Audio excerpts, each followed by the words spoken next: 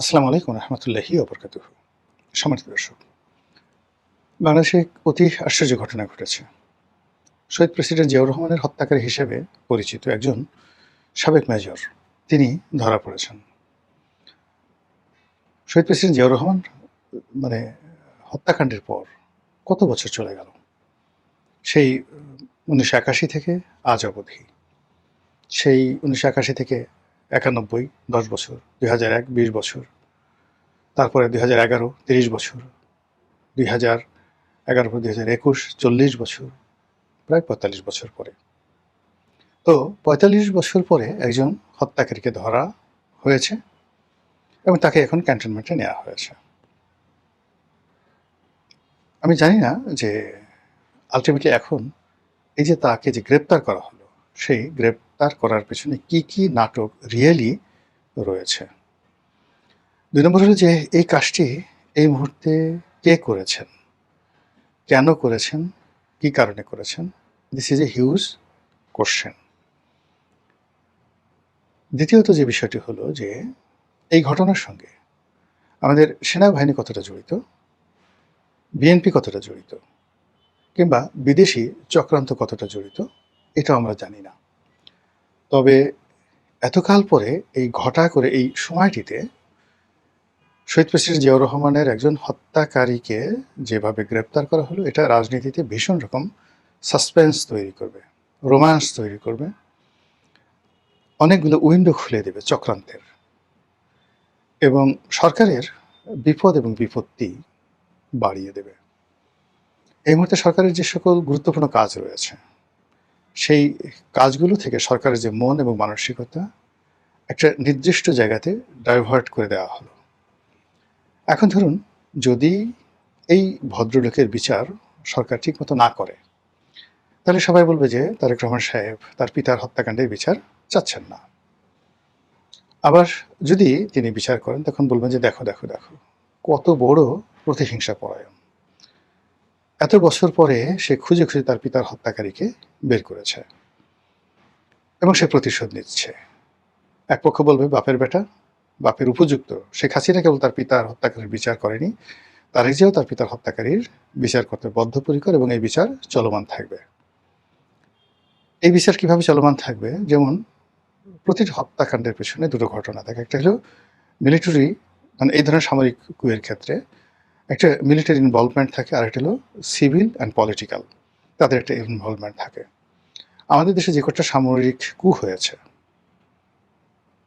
ক্ষমতার পট পরিবর্তন হয়েছে, যেগুলো নির্মম হত্যাকাণ্ড ঘটেছে, প্রায় সবগুলোর সঙ্গে একটা পলিটিক্যাল কানেকশন ছিল। পলিটিক্যাল কানেকশনের সঙ্গে আবার একটা সিভিল সোসাইটির কানেকশন ছিল। এখন যেমন দেখা গেল যে পিনাকি টিনাকি এরা যে কোনো কাজই ডেইলি স্টার, প্রথম আলোর একটা সখ্যতা খুঁজে পায়। ঠিক এরকম ঘটনা কিন্তু পাকিস্তান জামানাতেও ছিল। ওই সময়টাতে পাকিস্তানের পক্ষে সেই পূর্বদেশ, অবজারভার, এদের মালিক হামিদুল হক চৌধুরী, তারা যেভাবে কাজ করেছেন, আবার সেই পাকিস্তান রাষ্ট্র প্রতিষ্ঠার পেছনে দৈনিক আজাদ পত্রিকা, মাওলানা আকরাম খান, তাদের একটা বিরাট ভূমিকা ছিল।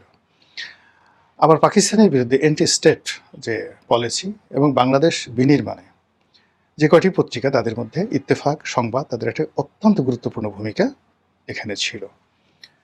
তো স্বাধীন বাংলাদেশও সেই রাষ্ট্রের মৌলভিত্তি, একটা রাষ্ট্রের গণতন্ত্রের যে মৌলভিত্তি হিসেবে সংবাদপত্র, এটা কখনো স্বাধীন হয়, কখনো পরাধীন হয়, কখনো তাবেদার হয়, কিন্তু যেভাবেই হয় না কেন, এটা সবসময় ক্ষমতার পট পরিবর্তন, পালা পরিবর্তনে খুবই গুরুত্বপূর্ণ ভূমিকা পালন করে। তো সেক্ষেত্রে শেখ হাসিনার উত্থানে যেভাবে সাংবাদিকদের ভূমিকা ছিল, সংবাদপত্রের ভূমিকা ছিল, পতনের ভূমিকা ছিল, ইউনূসের উত্থানে, ইউনূসের পতনে, আবার তারেক রহমান সাহেবের উত্থানে, তারেক রহমান সাহেবের পতনে একই ঘটনা কিন্তু এই সংবাদপত্রগুলো ঘটে যাবে বা ঘটাবে। এখন বোঝার চেষ্টা করুন যে এই যে জিয়াউর রহমানের হত্যাকারী রূপে তাকে গ্রেপ্তার করা হলো, এটা নিয়ে কি সমীকরণ হতে পারে? এক নম্বর সমীকরণ হলো যে জিয়াউর রহমানের হত্যাকাণ্ডের সঙ্গে একটা পলিটিক্যাল অ্যালাইনমেন্ট ছিল, এবং সেই অ্যালাইনমেন্টটা আওয়ামী লীগ, শেখ হাসিনা। এই বিষয়গুলো যদি সামনে নিয়ে আসা হয়, এই কারণ হলো ঠিক সেম কাজটা তো আওয়ামী লীগ করেছে। আওয়ামী লীগ বলেছে যে বঙ্গবন্ধুকে যে হত্যাকাণ্ড হয়েছে সেটা নেহায়েত কিছু বিপদগামী সামরিক কর্মকর্তাদের কু ছিল না। এর সঙ্গে জিয়াউর রহমানের যোগাযোগ ছিল এবং জিয়াউর রহমান যেহেতু আলটিমেট বেনিফিশিয়ারি, সে পিছন দিক থেকে কলকাঠি নেড়ে প্লট ১ মানে বঙ্গবন্ধু হত্যাকাণ্ড, প্লট ২ খন্দকার মোশতাকের ক্ষমতা এবং প্লট ৩ ৭ই নভেম্বর, প্লট ৪ সেই খালেদ মোশাররফ এবং প্লট ৫ জিয়াউর রহমান। এই যে প্লটগুলো সে সাজিয়েছে এটা আওয়ামী লীগ তৈরি করেছে। একইভাবে যদি এই জিয়াউর রহমান হত্যাকাণ্ডের সঙ্গে শেখ হাসিনা, এরশাদ এদেরকে জোড়ানো হয়, এখন যেহেতু বাংলাদেশে একটা ভারত বিরোধী প্রচণ্ড তৎপরতা রয়েছে, কাজে এখানে ভারতকেও জড়ানো হতে পারে। এবং এই কাজগুলো যদি সরকার করতে চায়, এই ন্যারেটিভ তৈরি করতে, এই কথাগুলো তৈরি করতে সরকারের যারা দালাল ফড়িয়ে রয়েছে, সাংবাদিক নামধারী যে সমস্ত অথর্ব রয়েছে, গোবর গণেশ রয়েছে, তারা সরকারকে এত ব্যস্ত রাখবে, আর সেই ব্যস্ততার ফাঁকে মন্ত্রীরা দুর্নীতি করতে থাকবে, চাঁদাবাজরা চাঁদাবাজি করতে থাকবে, সারা দেশ উত্তাল হয়ে পড়বে এবং খুব অল্প সময়ের মধ্যে সরকারের সমস্ত কর্মকাণ্ড মুখ থুবড়ে পড়ে সরকার অজনপ্রিয় হয়ে পড়বে এবং ক্ষমতা হারাতে হবে। আপনি বুঝতেছেন যে মাস্টার প্ল্যানটা কি। সেকেন্ডলি যেটা হলো যে এটা ভারতের পক্ষ থেকে একটা উপহার হতে পারে।